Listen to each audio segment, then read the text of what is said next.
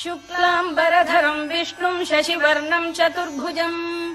प्रसन्नवदनम् ध्यायेत् सर्वविघ्नोपशान्तये व्यासम् वसिष्ठनप्तारम् शक्तेः पौत्रमकल्मषम् पराशरात्मजम् वन्दे शुकतातम् तपोनिधिम् व्यासाय विष्णुरूपाय व्यासरूपाय विष्णवे नमो वै ब्रह्मनिधये वासिष्ठाय नमो नमः अविकाराय शुद्धाय नित्याय परमात्मने सदैकरूपरूपाय विष्णवे सर्वजिष्णवे यस्य स्मरणमात्रेण जन्म संसारबन्धनात् विमुच्यते नमस्तस्मै विष्णवे प्रभविष्णवे ॐ नमो विष्णवे प्रभविष्णवे। श्रीवैशम्पायन उवाच श्रुत्वा धर्मानशेषेण पावनानि च सर्वशः युधिष्ठिरः शान्तनवम् पुनरेवाभ्यभाषत। युधिष्ठिर उवाच किमेकम् दैवतम् लोके किम् वाप्येकम् परायणम् स्तुवन्तः कङ्कमर्चन्तः प्राप्नुयुर्मानवा शुभम् को धर्मः सर्वधर्माणाम् भवतः परमो मतः किम् जपन्मुच्यते जन्तुर्जन्म संसारबन्धनात्। श्रीभीष्म उवाच जगत्प्रभुम् देवदेवमनन्तम् पुरुषोत्तमम् स्तुवन्नाम सहस्रेण पुरुषः सततोत्थितः तमेव चार्चयन्नित्यम् भक्त्या पुरुषमव्ययम् ध्यायम् स्तुवन् नमस्यम् च यजमानस्तमेव च अनादिनिधनम् विष्णुम् सर्वलोकमहेश्वरम्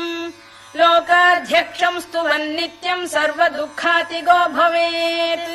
ब्रह्मण्यम् सर्वधर्मज्ञम् लोकानाम् कीर्तिवर्धनम् लोकनाथम् महद्भूतम् सर्वभूतभवोद्भवम् एष मे सर्वधर्माणाम् धर्मोऽधिकतमो मतः यद्भक्त्या पुण्डरीकाक्षम् स्तवैरच्चेन्नरः सदा परमम् यो महत्तेजः परमम् यो महत्तपः परमम् यो महद्ब्रह्म परमम् यः परायणम् पवित्राणाम् पवित्रम् यो मङ्गलानाम् च मङ्गलम् दैवतम् देवतानाम् च भूतानाम् यो व्ययः यतः सर्वाणि भूतानि भवन्त्यादियुगागमे यस्मिंश्च प्रलयम् यान्ति पुनरेव युगक्षये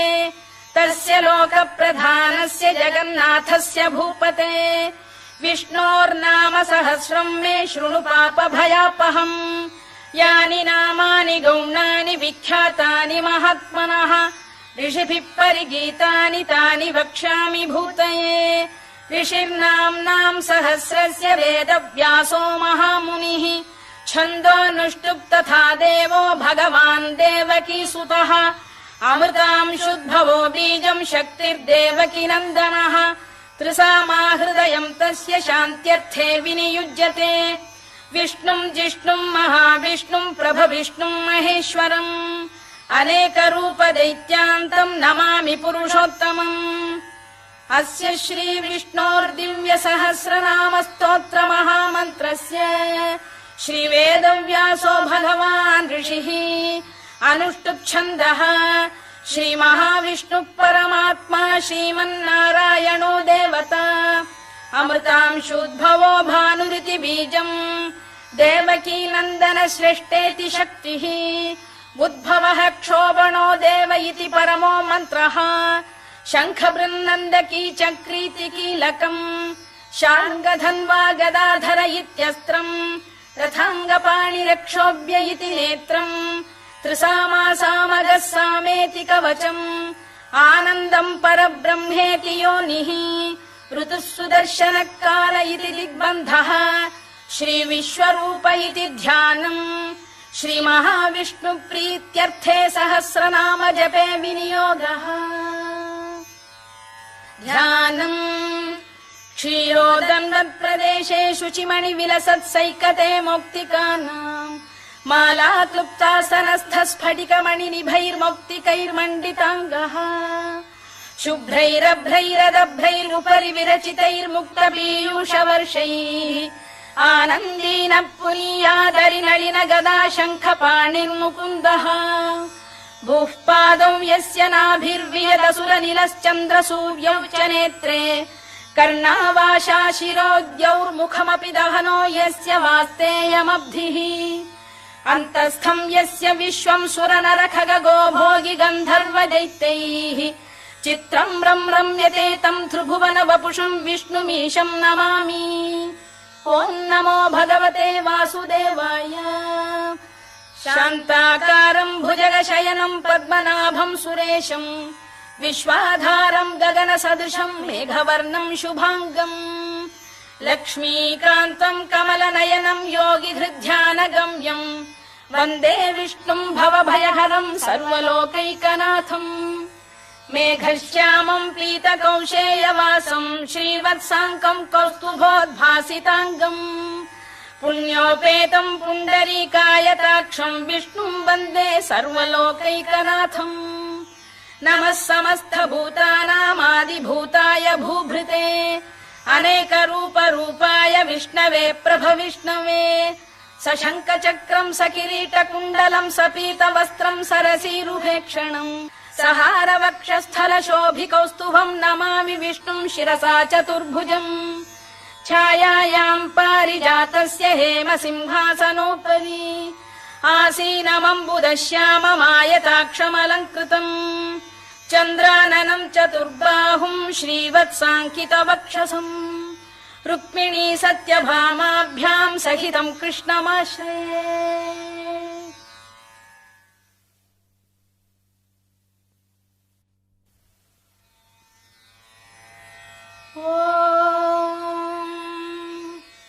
विश्वम् विष्णुर्वषत्कारो भूतभव्य भवत्प्रभुः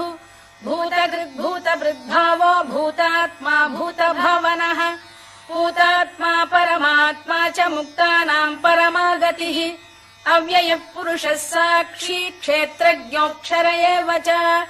योगो योगविदाम् नेता प्रधानपुरुषेश्वरः नारसिंहवपुः श्रीमान् केशवः पुरुषोत्तमः सर्वः शर्वः शिवस्थाणुर्भूतादिर्निधिरव्ययः सम्भवो भावनो भर्ता प्रभवः प्रभुरीश्वरः स्वयम्भूः शम्भुरादित्यः पुष्कराक्षो महास्वनः अनादिनिधनो धाता विधाता धातुरुत्तमः अप्रमेयो ऋषिकेशः पद्मनाभोऽमर प्रभुः विश्वकर्मा मनुस्पष्टा स्थविष्ठस्थविरो ध्रुवः अग्राह्यः शाश्वतः कृष्णो लोहिताक्षप्रदर्दनः प्रभूतस्त्रिककुब्धाम पवित्रम् मङ्गलम् परम् ईशान प्राणद प्राणो ज्येष्ठः श्रेष्ठः प्रजापतिः हिरण्यगर्भो भूगर्भो माधवो मधुसूदनः ईश्वरो विक्रमी धन्वी मेधावी विक्रमक्रमः अनुत्तमो दुराधर्ष्य कृतज्ञः कृतिरात्मवान् सुरेशः शरणम् शर्म विश्वरेता प्रजाभवः अधः संवत्सरो व्याल प्रत्ययः सर्वदर्शनः अजः सर्वेश्वरः सिद्धः सिद्धिः सर्वादिरच्युतः वृषाकपिरमेयात्मा सर्वयोगविनिसृतः वसुर्वसुमनः सत्यः समात्मा संमितः समः अमोघः पुण्डरीकाक्षो वृषकर्मा वृषाकृतिः रुद्रो बहुशिरा बभ्रुर्विश्वयोनिः शुचिश्रवाः अमृतः शाश्वतस्थाणुर्वरारोहो महातपाः सर्वगः सर्वविद्भानुर्विश्वक्सेनो जनार्दनः वेदो वेदविदव्यङ्गो वेदाङ्गो वेदवित्कविः लोकाध्यक्षः सुराध्यक्षो धर्माध्यक्षः कृताकृतः चतुरात्मा चतुर्व्यूहश्चतुर्दंष्टश्चतुर्भुजः भ्राजिष्णुर्भोजनम् भोक्ता सहिष्णुर्जगदादिजः अनघो विजयो जेता विश्वयोनिः पुनर्वसुः उपेन्द्रो वामनः प्रांशुरमोघः शुचिरूर्जितः अतीन्द्रः सङ्ग्रहः सर्गो धृतात्मा नियमो यमः वेद्यो वैद्यः सदा योगी वीरः माधवो मधुः अतीन्द्रियो महामायो महोत्साहो महाबलः महाबुद्धिर्महावीर्यो महाशक्तिर्महाद्युतिः अनिर्देश्य वपुः श्रीमान् अमे आत्मा महादृधृत् महेश्वासो महीभर्ता श्रीनिवासः सताङ्गतिः अनिरुद्धः सुरानन्दो गोविन्दो गोविदाम्पतिः मरीचिर्दमनो हंसः सुपर्णो भुजगोत्तमः हिरण्यनाभः सुतपाः पद्मनाभ प्रजापतिः अमृत्युः सर्वदृक्सिंहः सन्धाता सन्धिमान् स्थिरः अजो दुर्मर्षणः शास्ता विश्रुतात्मा सुरारिः गुरुर्गुरुतमो धाम सत्यः सत्यपराक्रमः निमिषो निमिषस्रग्वी वाचस्पतिरुदारधीः अग्रणीर्ग्रामणी श्रीमान् न्यायो नेता समीरणः सहस्रमूर्धा विश्वात्मा सहस्राक्षः सहस्रपात् आवर्तनो निवृत्तात्मा संवृतः सम्प्रमर्दनः अधः संवर्तको वह्निरनिलो धरणीधरः सुप्रसाद प्रसन्नात्मा विश्वधृक् विश्वभुग्विभुः सत्कर्ता सत्कृतः साधुर्जह्नुर्नारायणो नरः असङ्ख्येयो प्रमेयात्मा विशिष्टः शिष्टकृच्छुचिः सिद्धार्थ सिद्ध संकल्पः सिद्धिदः सिद्धिसाधनः वृषाही वृषभो विष्णुर्वृषपर्वा वृषोदरः वर्धनो वर्धमानश्च विविक्तः श्रुतिसागरः सुभुजो दुर्धरो वाग्मी महेन्द्रो वसुदो वसुः नैकरूपो बृहद्रूपः शिपिविष्टप्रकाशनः ओजस्तेजोऽब्जुदिधर प्रकाशात्मा प्रतापनः वृद्धस्पष्टाक्षरो मन्त्रश्चन्द्रांशुर्भास्करद्युतिः अमृतांशुद्भवो भानुः शशबिन्दुः सुरेश्वरः औषधम् जगतः सेतुः सत्यधर्मपराक्रमः भूतभव्यभवन्नाथः पवनः पावनो नलः कामः कामकृत्कान्तः कामः कामप्रदप्रभुः युगादिकृद्युगावर्तो नैकमायो महाशनः अदृश्यो व्यक्तरूपश्च सहस्रजिदनन्तजित् इष्टो विशिष्टः शिष्टेष्टः शिखण्डी नघुषो वृषः क्रोधः क्रोधकृत्कर्ता विश्वबाहुर्महीधरः अच्युत प्रथित प्राण प्राणदो वासवानुजः अपां निधिरधिष्ठानमप्रमत्त प्रतिष्ठितः स्कन्द स्कन्दधरो धुर्यो वरदो वायुवाहनः वासुदेवो बृहद्भानुरादिदेवः पुरन्दरः अशोकस्तारणस्तारः शूरः शौरिर्जनेश्वरः अनुकूलः शतावर्तः पद्मी पद्मनिभेक्षणः पद्मनाभोरविन्दाक्षः पद्मगर्भः शरीरभृत् महर्धिर्वृद्धो वृद्धात्मा महाक्षो गरुडध्वजः अतुलः शरभो भीमः समयज्ञो हविर्हरिः सर्वलक्षणलक्षण्यो लक्ष्मीवान् समितिञ्जयः विक्षरो रोहितो मार्गो हेतुर्दामोदरः सहः महीधरो महाभागो वेगवानमिताशनः उद्भवः क्षोभणो देवः श्रीगर्भः परमेश्वरः करणम् कारणम् कर्ता विकर्ता गहनो गुहः व्यवसायो व्यवस्थानः संस्थानस्थानदो ध्रुवः परधिः परमस्पष्टस्तुष्टः पुष्टः शुभेक्षणः रामो विरामो विरतो मार्गो नेयोनयोनयः वीरः शक्तिमताम् श्रेष्ठो धर्मो धर्मविदुत्तमः वैकुण्ठः पुरुष प्राण प्राणद प्रणव पृतुः हिरण्यगर्भः शत्रुघ्नो व्याप्तो वायुरधोक्षजः ऋतुः सुदर्शनकालः परमेष्ठी परिग्रहः उग्रः संवत्सरो दक्षो विश्रामो विश्वदक्षिणः विस्तारस्थावरस्थाणुः प्रमाणम् बीजमव्ययम् अर्थोऽनर्थो महाकोशो महाभोगो महाधनः अनिर्विण्णस्थविष्ठो भूर्धर्मयूपो महामखः नक्षत्रनेमिर्नक्षत्री क्षमः क्षामः समीहनः यज्ञयुज्यो महेज्यश्च क्रतुः सत्रम् सताम् गतिः सर्वदर्शी विमुक्तात्मा सर्वज्ञो ज्ञानमुत्तमम् सुव्रतः सुमुखः सूक्ष्मः सुघोषः सुखरः सुहृद् मनोहरो जितक्रोधो वीरबाहुर्विदारणः स्वापनः स्ववशो व्यापी नैकात्मा नैककर्मकृत् वत्सरो वत्सलो वत्सी रत्नगर्भोधनेश्वरः धर्मकृद्धर्मकृद्धर्मी सदसक्षरमक्षरम् अविज्ञाता सहस्रांशुर्विधाता कृतलक्षणः दभस्तिनेमिः सत्तस्तः सिंहो भूतमहेश्वरः आदिदेवो महादेवो देवेशो देवभृद्गुरुः उत्तरो गोपतिर्गोप्ता ज्ञानगम्यः पुरातनः शरीरभूतभृद्भोक्ता कपीन्द्रो भूरि दक्षिणः सोमपो मृतपः सोमः पुरुजिः पुरुषत्तमः विनयो जयः सत्यसन्धो दाशार्हः सात्वताम् पतिः जीवो विनयिता साक्षी मुकुन्दो मितविक्रमः अम्भोनिधिरनन्तात्मा महोदधिशयोऽन्तकः अजो महार्घः स्वाभाव्यो जिता मित्रप्रमोदनः आनन्दो नन्दनो नन्दः सत्यधर्मात्रिविक्रमः महर्षि कपिलाचार्यः कृतज्ञो मेदिनीपतिः त्रिपदस्त्रिदशाध्यक्षो महाशृङ्गकृतान्तकृत् महावराहो गोविन्दः सुषेणः कनकाङ्गनी गुह्यो गभीरो गहनो गुप्तश्चक्रगदाधरः मेधास्वाङ्गो जितः कृष्णो दृढः सङ्कर्षणोच्युतः वरुणो वारुणो वृक्षः पुष्कराक्षो महामनाः भगवान् बलहानन्दी वनमाली हलायुधः आदित्यो ज्योतिरादित्यः सहिष्णुर्गतिसत्तमः सुधन्वाखण्ड परशुर्दारुणो द्रविणप्रदः दिवस्पृक् सर्वदृक्व्यासो वाचस्पतिरयो निजः त्रिसामासामगः साम निर्वाणम् भेषजम् भिषज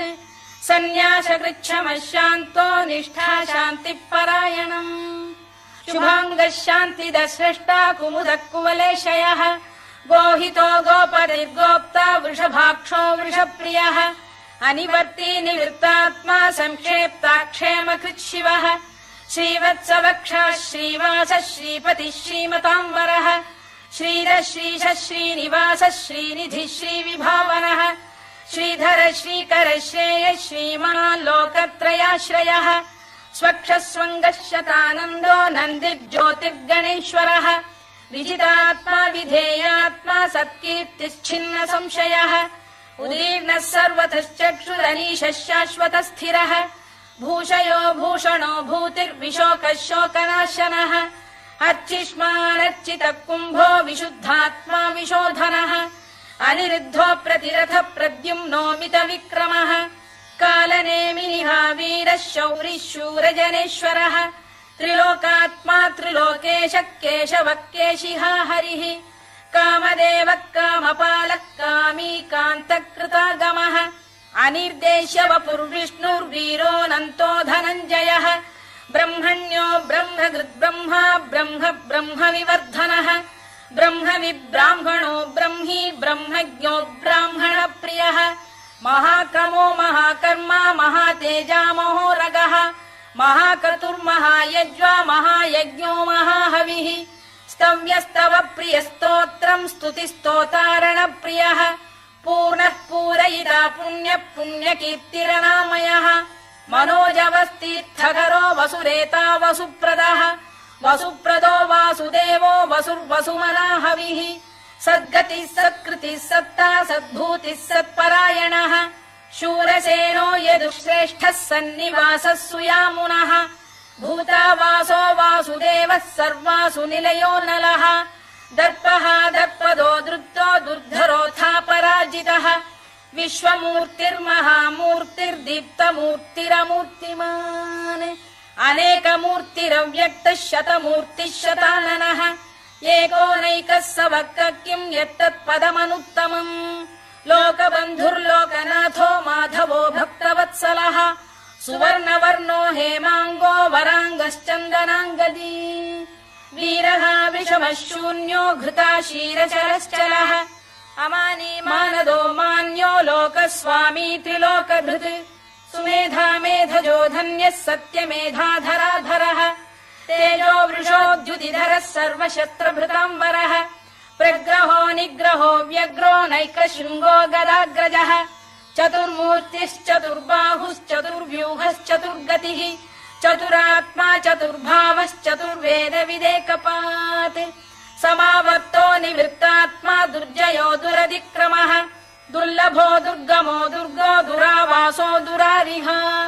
शुभाङ्गो लोकसारङ्गः सुतन्तुस्तन्तु वर्धनः इन्द्रकर्मा महाकर्मा कृतकर्मा कृतागमः उद्भवः सुन्दरः सुन्दो रत्ननाभः सुलोचनः अर्को वाजसनः शृङ्गी जयन्तः सर्वविजयी सुवर्णबिन्दुरक्षोभ्यः सर्ववागीश्वरेश्वरः महाह्रदो महागर्तो महाभूतो महानिधिः कुमुद कुन्दर कुन्द पर्जन्यः पावनो निलः अमृताशोऽमृतवपुः सर्वज्ञः सर्वतोमुखः सुलभः सुव्रतः सिद्धः शत्रुजिच्छत्रुतापनः न्यग्रोधोदुम्बरोश्चत्तश्चाणूरान्ध्रैषूदनः सहस्रार्चिः सप्तजिह्वः सप्तैधा सप्तवाहनः अमूर्तिरनघोचिन्त्यो भयकृद्भयनाशनः अणुबृहत्कृशस्थूलो गुणभिर्निर्गुणो महान् अधृतस्वधृतस्वास्य प्राग्वंशो वंशवर्धनः भारभृत्कथितो योगी योगीशः सर्वकामदः आश्रमश्रमणः क्षामः सुपर्णो वायुवाहनः धनुर्धरो धनुर्वेदो दण्डो दमयिता दमः अपराजितः सर्वसहो नियन्ता नियमो यमः सत्त्ववान् सात्विकः सत्यः सत्यधर्मपरायणः अभिप्रायप्रियार्होः प्रियकृत्प्रीतिवर्धनः विहाय सगतिर्ज्योतिः सुरुचिर्कुतभुक् विभुः रविर्विरोचनः सूर्यः सवितारविलोचनः अनन्तो हुतभुग्भोक्ता सुखदो नैकजोऽग्रजः अनिर्विण्णः सदामर्षी लोकाधिष्ठानमद्भुतः सनात्सनातनतमः कपिलः कपिरव्ययः स्वस्तिदः स्वस्तिकृत् स्वस्ति स्वस्ति भुक् स्वस्ति दक्षिणः अरौद्रः कुण्डली चक्री विक्रम्यूर्जितशासनः शब्दातिकः शब्दसः शिशिरः शर्वरीकरः अक्रूरपेशलो दक्षो दक्षिणः क्षमिणाम्बरः विद्वत्तमो वीतभयः पुण्यश्रवणकीर्तनः उत्तारणो दुष्कृतिः पुण्यो दुःस्वप्ननाशनः वीरः रक्षणः सन्तो जीवनः पर्यवस्थितः अनन्तरूपोऽनन्तः श्रीर्जितमन्युर्भयापहः चतुरश्रो गभीरात्मा विदिशो व्यादिशो दिशः अनाधिर्भूर्भुवो लक्ष्मी सुवीरो रुचिराङ्गदः जननो जनजन्मादिर्भीमो भीमपराक्रमः आधारनिलयो धाता पुष्पहास प्रजागरः ऊर्ध्वगः सत्पथाचार प्राणद प्रणवप्रणः प्रमाणम् प्राणनिलय प्राणभृत्प्राणजीवनः तत्त्वम् तत्त्वविदेकात्मा जन्म मृत्युजरातिगः भूर्भुवः स्वस्तरुस्तारः सविता प्रपितामहः यज्ञो यज्ञपतिर्यज्वा यज्ञाङ्गो यज्ञवाहनः यज्ञभृद्यज्ञकृद्यज्ञी यज्ञभुग्यज्ञसाधनः यज्ञान्तकृद्यज्ञगुह्यमन्नमन्नाद एव च आत्मयोनिः स्वयम् जातो वैखानः सामगायनः देवकीनन्दनः स्रष्टा क्षितीशः पापनाशनः शङ्खबृन्नन्दकी चक्री शार्ङ्गधन्वा गदाधरः तथाङ्गपाणिरक्षोभ्यः सर्वप्रहरणायुधः सर्वप्रहरणायुधवोन्नम इति वनमाली गरीशाङ्गी शङ्खी चक्री च नन्दकी श्रीमान्नारायणो विष्णुर्वासुदेवोऽभिरक्षतु वनमाली गरीशाङ्गी शङ्खी चक्री च नन्दकी श्रीमान्नारायणो विष्णुर्वासुदेवोऽभिरक्षतु वनमाली गरीशाङ्गी शङ्खी चक्री च नन्दकी श्रीमान्नारायणो विष्णुर्वासुदेवोऽभिरक्षतु इतीदम् कीर्तनीयस्य केशवस्य महात्मनः नाम्नाम् सहस्रम् दिव्यानामशेषेण प्रकीर्तितम् य इदम् शृणुयान् नित्यम् यश्चापि परिकीर्तयेत् नाशुभम् प्राप्नुयात् किञ्चित् सोमुत्रेह च मानवः वेदान्तको ब्राह्मणः स्यात् क्षत्रियो विजयी भवेत् वैश्यो धनसमृद्धः स्यात् क्षूद्रः सुखमवाप्नुयात् धर्मार्थी प्राप्नुयात् धर्ममर्थार्थी चार्थमाप्नुयात् कामानवाप्नुयात् कामी प्रजार्थी चाप्नुयात् प्रजाम् भक्तिमान् यः सदोत्थाय शुचिस्तद्गतमानसः सहस्रम् वासुदेवस्य नाम्नामेतत् प्रकीर्तयेत् यशः प्राप्नोति विपुलम् याति प्राधान्यमेव च अचलाम् श्रियमाप्नोति श्रेयः प्राप्नोत्यनुत्तमम् न भयम् क्वचिदाप्नोति वीर्यम् तेजश्च विन्दति भवत्यरोगोद्युतिमान् बलरूपगुणान्वितः रोगार्तो मुच्यते रोगात् बद्धो मुच्येत बन्धनात् भयान्मुच्येत भीतस्तु मुच्येतापन्न आपदः दुर्गाण्यतितरत्याशु पुरुषः पुरुषोत्तमम् स्तुवन्नाम सहस्रेण नित्यम् भक्ति समन्वितः वासुदेवाश्रयो मर्त्यो वासुदेवपरायणः सर्वपाप विशुद्धात्मा याति ब्रह्म सनातनम् न वासुदेव भक्तानामशुभम् विद्यते क्वचित् जन्म मृत्युजरा व्याधि भयम् नैवोपजायते इमम् स्तवमधीयान श्रद्धा भक्ति समन्वितः युज्येतात्मसुखक्षान्ति श्रीधृति स्मृति कीर्तिभिः न क्रोधो न च मात्सर्यम् न लोभो न शुभामतिः भवन्ति कृतपुण्यानाम् भक्तानाम् पुरुषोत्तमे द्यौः स चन्द्रार्कनक्षत्राखम् दिशो भूर्महो दधिः वासुदेवस्य वीर्येण विधृतानि महात्मनः ससुरासुरगन्धर्वम् स यक्षोरगराक्षसम् जगत्वशे वर्ततेदम् कृष्णस्य सचराचरम् इन्द्रियाणि मनो बुद्धिः सत्त्वम् तेजो बलम् धृतिः वासुदेवात्मकान्याहुः क्षेत्रम् क्षेत्रज्ञ एव च सर्वागमानामाचार प्रथमम् परिकल्पते आचार प्रभवो धर्मो धर्मस्य प्रभुरच्युतः ऋषयः पितरो देवा महाभूतानि धातवः जङ्गमा जङ्गमम् चेदम् जगन्नारायणोद्भवम् योगो ज्ञानम् तथा साङ्ख्यम् विद्या शिल्पादिकर्म च वेदाः शास्त्राणि विज्ञानमेतत् सर्वम् जनार्दनात् एको विष्णुर्महद्भूतम् पृथग्भूतान्यनेकशः त्रीन् लोकान् व्याप्य भूतात्मा भुङ्क्ते विश्वभुवव्ययः इमम् स्तवम् भगवतो विष्णोर्व्यासेन कीर्तितम् पठेद्य इच्छेत् पुरुषः श्रेयत् प्राप्तुम् सुखानि च विश्वेश्वरमजम् देवम् जगतः प्रभुमव्ययम् भजन्ति ये पुष्कराक्षम् न ते यान्ति पराभवम् न ते यान्ति पराभवम् ओन्नम इति अर्जुनोवाच पद्मपत्र विशालाक्ष पद्मनाभ सुरोत्तम भक्तानामनुरक्तानाम् त्राता भव जनार्दन श्रीभगवानुवाच यो माम् नाम सहस्रेण स्तोतुमिच्छति पाण्डव सोऽहमेकेन श्लोकेन स्तुत एव न संशयः स्तुत एव न संशयोन्नम इति व्यास उवाच वासनाद्वासुदेवस्य वासितम् भुवनत्रयम् सर्वभूतनिवासोऽसि वासुदेव नमोऽस्तु ते वासुदेव नमोऽस्तु ते ओन्नम इति पार्वत्युवाच केनोपायेन लघुना विष्णोर्नाम सहस्रकम् पठ्यते पण्डितैर्नित्यम् श्रोतुमिच्छाम्यहम् प्रभो ईश्वर उवाच श्रीराम राम रामेति रमे रामे मनोरमे सहस्रनाम तत्तुल्यम् राम नाम वरानने